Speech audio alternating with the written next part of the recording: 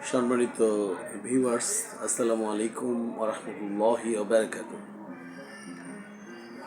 আজকে আমার ইউটিউব চ্যানেলে আমি হাজির হয়েছি। ব্যক্তিগতভাবে আজকে আমার মনটা ভীষণ খারাপ। এই কথাটি আপনাদের বললাম।